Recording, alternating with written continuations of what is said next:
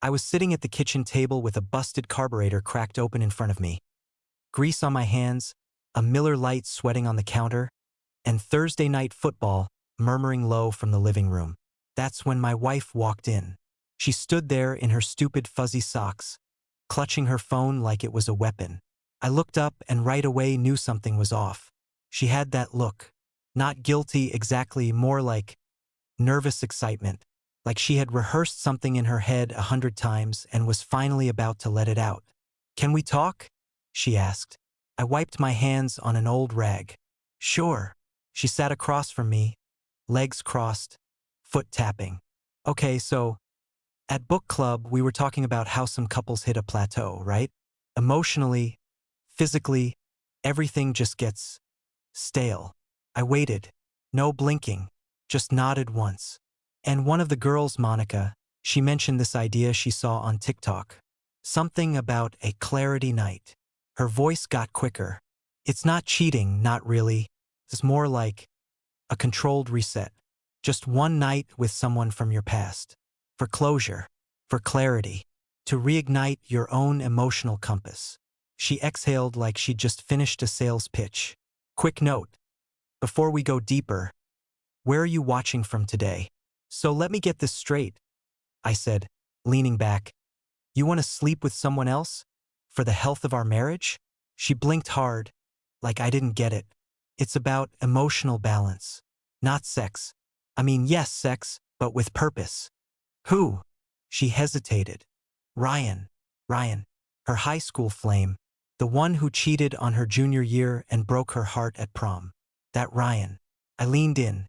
"You've already talked to him, haven't you?" Her silence said enough. "And your book club thinks this is a good idea?" Monica did it. She and her husband are closer than ever now. It's like science. I smiled. Just slightly. "Okay, you know what? If you really think this will help you, go ahead. Let's set a date." Her shoulders dropped like she'd been holding her breath. "Saturday. Works for me. And you're okay?" "Totally. I mean, if this clarity night thing works both ways, right?" She blinked. "What?" "Just saying. I'll take mine the same night." She laughed. It was tight. Nervous. "You're serious?" I stood up, wiped my hands again, and looked her dead in the eye. "Dead serious. Let's both get some clarity." She didn't smile that time. I picked up my phone and started planning. Saturday couldn't come fast enough. The second she walked out of the kitchen, I grabbed my phone and opened my saved contacts. I'd already been suspicious for weeks, so this wasn't me scrambling. This was me executing. I called James Freeman first.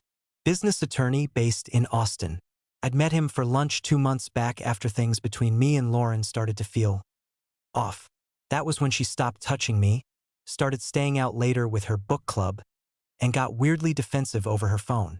James picked up on the second ring. "You still need me?" he asked. "Saturday night. I want to go over everything." "You got it. 8 sharp." I hung up and immediately texted my accountant, Rebecca Singh. Told her I'd like to review joint finances and some asset protection items that same night. She replied with a thumbs up emoji and a calendar invite 10 minutes later. Next, I called my parents. My dad answered with a grunt. "Need you guys Saturday night," I said. "Bring the kids to the house. There's something important I have to go over. It's family stuff. Big." He didn't ask questions, just said okay and hung up. I pulled open the file drawer in the hall closet and grabbed the brown envelope marked prenup signed. Lauren had barely read through it back then. Didn't even want a lawyer. She said, "We'll never need it." I remembered that line exactly, but she signed anyway. I flipped to page 7. Section 3B, Fidelity Clause. Any extramarital activity, physical or emotional, nullified her claims to joint assets outside her personal earnings. Right there in black and white. Then I opened the voice memo app on my phone and renamed the recording, Lauren, Clarity Night Consent. I'd hit record the second she said, "Book Club." My gut knew where it was going, and I wasn't going to get blindsided without receipts. Friday came and went. We barely spoke. She spent most of the day texting someone. probably Ryan, with that dopey grin she used to save for me. Saturday morning, she was buzzing like a teenager before prom, singing to herself, curling her hair in the bathroom mirror. Full makeup, short skirt, heels I hadn't seen in a year, spraying that perfume I bought her for our 10th anniversary. She actually knocked on the bedroom door while I was reviewing a spreadsheet from Rebecca. "You sure you're good with this?" she asked, grinning like we were in on some harmless prank. I turned to her. "Yeah, go get your clarity." She gave me a little wink like she was proud of both of us, like we were mature adults navigating a bold new frontier in marriage therapy. She kissed me on the cheek. I didn't flinch.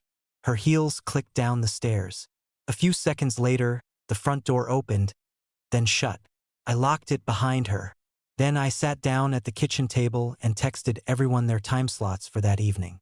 Attorney at 8. Accountant at 8:45. Parents and kids at 9:15. Brother confirmed he'd bring the kids over. I poured myself a coffee and got back to the spreadsheet. The house was dead quiet. Peaceful, actually. I spent the next few hours cleaning the house top to bottom. Windexed the windows, vacuumed the carpet, even polished the damn banister like we were hosting a wake. In a way, we were. I set the dining room table like it was Thanksgiving. Not with plates, but with folders, documents, and legal pads.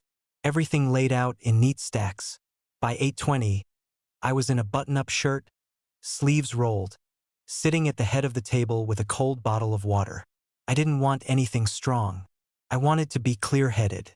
At 8:30 sharp, the doorbell rang. I opened it to see her parents, Stan and Denise, both looking uneasy. Stan had his work jacket on still, paint splattered on the sleeves. Denise clutched her purse like someone was going to take it. Stan stepped in first. "You sounded serious on the phone." "I am. Come on in." I led them into the dining room. Stan didn't sit, just stood by the chair, eyes bouncing from the documents to me. "What's going on?" Denise asked, still standing. I took a breath. "Lauren's not here tonight because she's out with Ryan." Stan looked confused. "Ryan who?" "Ryan Dawson. From high school." Denise blinked. "Why?" "Because she wanted a night with him. For clarity. Said it would help our marriage." Silence. "She pitched it to me 2 nights ago. Said her book club came up with it. She wanted closure. Emotional reset. TikTok psychology crap." Denise sat slowly. Stan's fists clenched on the back of the chair. "She asked for permission?" he asked low. "She did. Said it wasn't cheating." "And you agreed?" "I told her if it's good for her, it's good for me too." We scheduled our clarity nights for the same night. Stan's face turned red, jaw tight. I slid the prenup across the table. "We both signed this. It has a fidelity clause. I also recorded her asking for this night. Full consent. You'll hear it in a bit." Denise was pale now. She stared at the folder but didn't touch it. Stan finally sat, elbows on the table, breathing heavy. "I can't believe this." I raised her better. At 9:15, the door opened again. My brother Kyle came in with our 2 kids, Emma and Jake, 10 and 8. He gave me a quick nod and took a seat on the couch. The kids looked confused but behaved. Emma whispered, "Why's Grandpa mad?" "Quiet for now," Kyle said gently. I turned off the TV and sat down next to the table again. The air felt thick. At 10 o'clock sharp, the attorneys showed up, James and Rebecca. They brought binders and copies of everything. No small talk. They sat and got to work. James spoke directly. "We have copies of the prenup, a transcript of the audio, and initial separation paperwork based on the violation of the fidelity clause." Rebecca handed folders to her parents.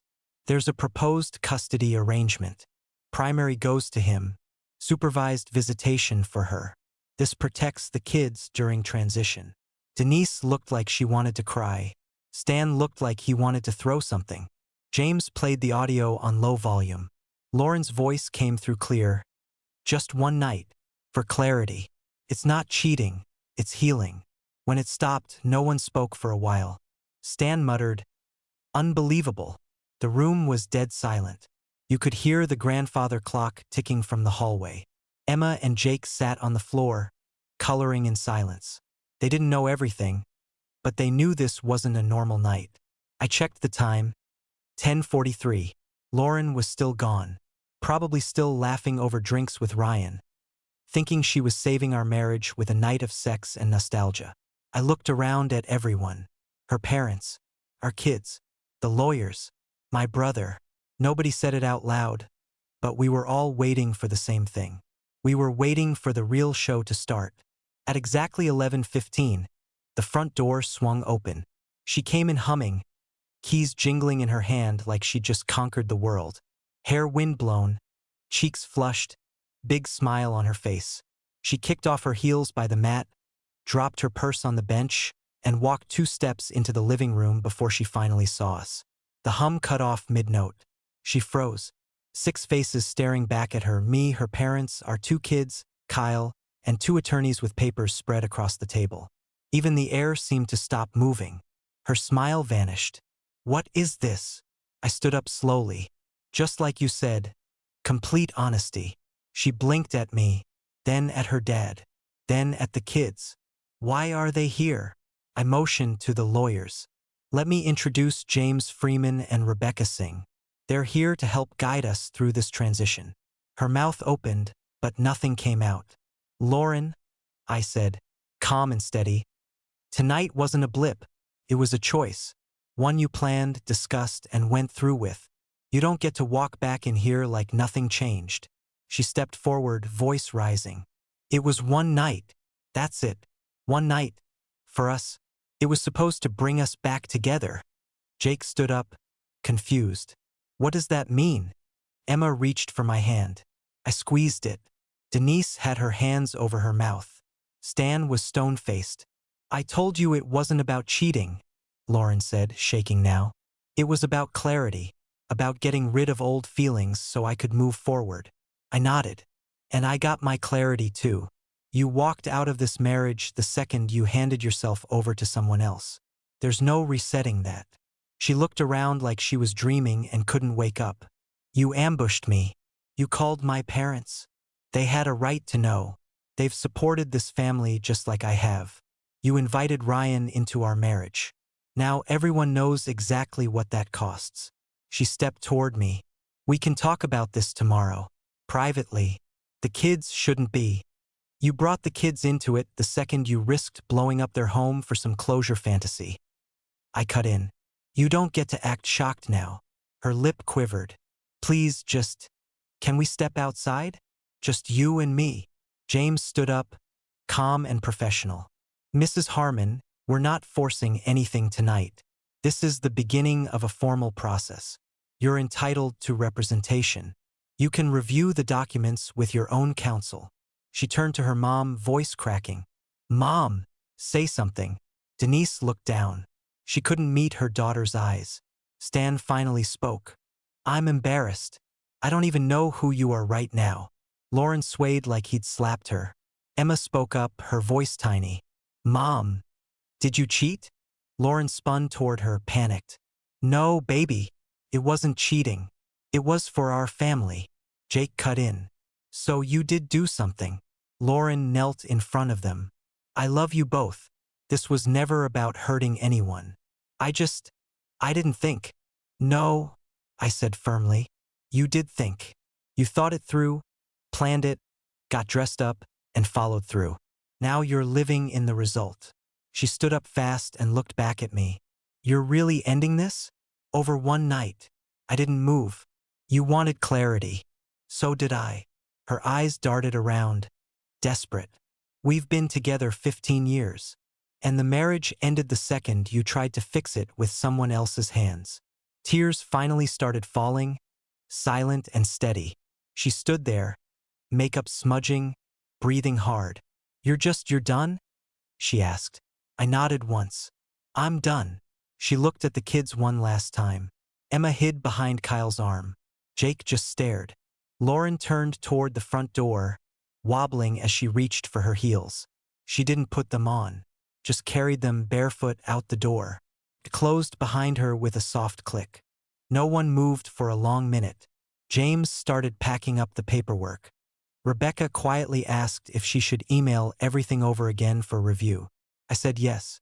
The kids sat back down on the couch. Denise finally whispered, "I don't even recognize her." Stan shook his head and didn't say a word. I walked over, sat beside Emma, and pulled her close. She didn't ask anything else. We were all just waiting for silence to settle. She came back the next morning. No knock, just let herself in like nothing had happened. Hair still curled from the night before, wearing the same clothes but with a hoodie thrown over it. Eyes bloodshot, voice low. "I couldn't sleep," she said. I didn't respond, just gestured toward the dining room, where the papers still sat. Nothing had moved. Like time froze the second she walked out. She walked over and stared at the folders. James cleared his throat. "We can go through this line by line." She sat down slow. "You really want full custody?" "I want stability for the kids," I said. "They need structure, not TikTok therapy and backup boyfriends." She flinched. "It was one night. Still counts." Rebecca slid a document forward. "This proposal gives him primary custody. Supervised visitation for you. Standard recommendation in cases involving reckless or impulsive behavior that impacts the kid's environment." Lauren's eyebrows shot up. "Supervised? You think I'm dangerous?" "No," I said. "I think you're unpredictable. And you proved it." She looked over at her parents like they'd bail her out. Denise sat stiff, arms crossed. Stan just stared straight ahead. Lauren raised her voice. "I've never hurt those kids." Emma was sitting nearby. She didn't look up, just said, quiet as hell, "Did you really do this, Mom?" Lauren opened her mouth. Jake answered before she could. "She did." Lauren's jaw locked. Eyes filled again. She reached out like she wanted to hold Emma's hand, but Emma pulled it back and crossed her arms. Denise finally spoke. "We raised you better than this." Lauren's shoulders dropped. "It wasn't like that. You don't understand." "We understand perfectly," Stan said. "You wanted out without saying it. So you pushed until it broke." Lauren turned to me. "You're really not gonna try? Not even for the kids?" I kept my voice flat. "I am doing this for the kids." She slammed her hand on the table. "I made one mistake." "No," I said. "You made one decision. One night doesn't mean nothing just because it was short." She stood up. "I'm not signing this." James didn't blink. "That's your right. But you'll need your own representation. If you want to counter anything, your lawyer will handle that." "I won't be bullied into this," she snapped. Stan leaned forward. "Then prepare for court. This isn't going away." She stared at him, stunned. "You're siding with him?" "He's protecting your kids," he said. "You stopped doing that the second you chose Ryan over your family." Lauren turned to Denise again. "Mom." Denise didn't say a word. Lauren shook her head like she couldn't believe what was happening. "This is insane." "No," I said, calm as stone. "What's insane is thinking you could burn the bridge and still live on the other side of it." She looked around one last time. At the kids. At the stack of papers. At the parents who weren't coming to her defense. She didn't cry this time. Just grabbed her purse and stormed out. The front door slamming so hard it rattled the frame. Nobody moved. Emma was hugging her knees on the couch. Jake leaned into Kyle. Quiet. James looked at me. "We'll wait for a response from her lawyer. But you've done everything right so far." I nodded. Rebecca started packing up her folders. Stan stood and walked out without a word. Denise followed. It was a long time before anyone spoke again. And when they did, it wasn't about her. That night ended in silence, and the silence stuck around. The next morning, I was up at 6 packing school lunches and signing field trip forms. No more shared alarms. No more Lauren humming in the bathroom. Just me, the kids, and a quiet house. The week was a blur of logistics. Meetings with James and Rebecca. Filing motions. Adjusting bank accounts. Picking up Emma from dance and Jake from soccer. Dinner at 6. Homework at 7. Lights out by 9. Structure saved us. Lauren texted constantly. Monday, 8:42 a.m. I just need to explain what I was feeling. Monday, 12:10 p.m. You're twisting this like I cheated. Monday, 4:47 p.m. You're breaking up our family because of one night? I didn't answer a single one. Tuesday, 9 a.m. You're not even trying. Tuesday, 11:22 p.m. I didn't deserve this. Wednesday, 3:35 p.m. Please. I messed up, but we can fix it. By Thursday, it turned into walls of silence. No more texts, no calls, just a read receipt and nothing after. Her parents? Done. Denise blocked her number after Lauren accused her of taking his side. Stan called me on Wednesday. I'm embarrassed, he said. I never thought she'd turn into someone who could throw it all away for a trend. I didn't have much to say, just thanked him and let the line go quiet. By the end of the week, the house felt lighter. Emma started inviting friends over again. Jake asked if we could put the Xbox back in the living room. They started joking at dinner. Real laughter. Not forced, not strained, just easy, happy noise.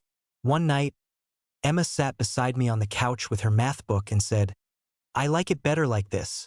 Like what? I asked. Calm, she said. That hit hard. I checked in on their moods constantly. Kept the routine tight but not cold. They never asked when they'd see their mom. They never brought up the night. Lauren's little army of book club geniuses vanished. Every last one of them ghosted her. No you go girl energy. No support. Turns out, reality doesn't look as cute as a hashtag when the consequences show up. And Ryan? Gone too. Blocked her number after one emotional meltdown. I know because she accidentally texted me a message meant for him. Something about how he used her for closure. The irony nearly choked me. By Friday night, I stood at the stove flipping burgers while Jake set the table and Emma quizzed herself for a science test. No tension. No dread. Just normal. That was the thing. Normal came back quick once the chaos left. Lauren faded like background noise. She went from front and center to forgotten in under 7 days. Not because we didn't care, but because we finally felt what peace tasted like. And none of us wanted to go back. 3 weeks later, I sat in a stiff wooden chair inside Travis County Family Court. Tie knotted, hands folded, waiting for the case to be called.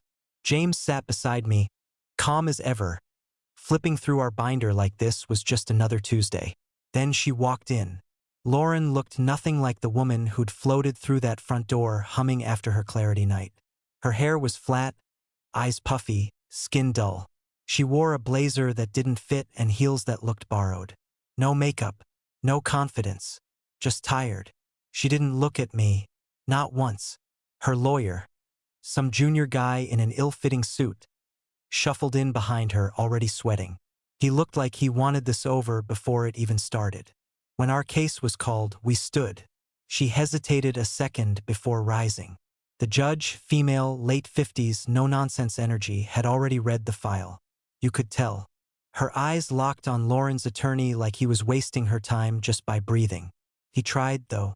Gave a weak speech about emotional misjudgment, non-traditional communication breakdown, and an isolated event misinterpreted by the petitioner. James didn't flinch. He just slid a flash drive across the table. The judge raised a brow. What's this? James answered, audio of the respondent proposing a mutual agreement to engage with an ex-partner for clarity, recorded with her verbal consent. Confirms intention, not misunderstanding. The judge plugged in her earbuds and hit play.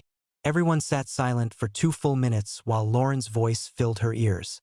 Then she took them out, leaned forward, and looked straight at Lauren. This wasn't a lapse, she said flatly.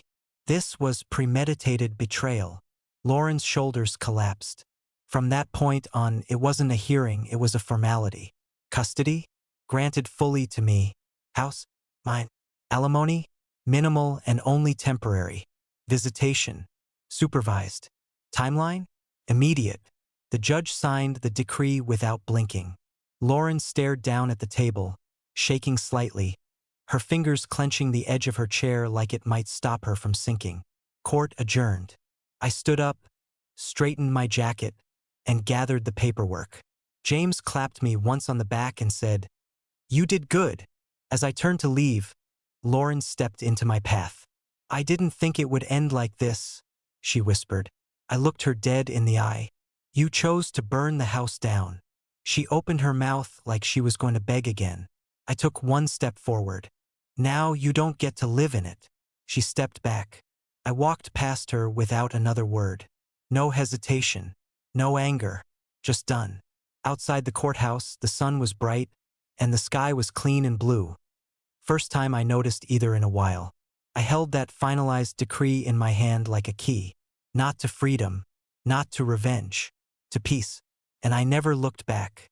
We pulled into the driveway that night after court, and for the first time in months, the house didn't feel like a battleground. No tension in the air, no minefield waiting in the kitchen, just a house, ours. Months passed, and it stayed that way. Emma started leaving her bedroom door open again. I'd walk by and hear her laughing with friends on speakerphone or yelling at a homework assignment like normal teenage chaos. Not hiding, not tiptoeing, just living. Jake changed too. He started hanging out at the rec center, joined a flag football team, brought a girl home after practice one day. Sophia. Brown hair, soft-spoken. Asked if she should take her shoes off at the door. Respectful, grounded. Good head on her shoulders. He told me later, "She's not like Mom." Didn't have to ask what that meant. We slipped into a rhythm. School, dinner, chores, movie nights, Saturday yard work. I fixed the squeaky back door that had been driving me nuts for 2 years. Painted Emma's room the purple she'd wanted since last spring. Set up a mini basketball hoop in the garage for Jake.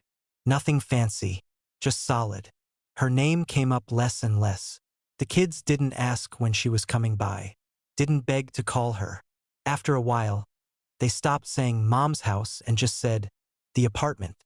From what I heard through mutuals, she was already on her second one. The first lease didn't work out. Too expensive or maybe too lonely. She was working retail now. Some department store near the highway. Not what she wanted, but it paid rent. I heard she cried in the back room her first week. Her calls to me had stopped entirely. No more long texts, no more midnight guilt dumps. Silence. Her parents kept limited contact. Denise mailed birthday cards.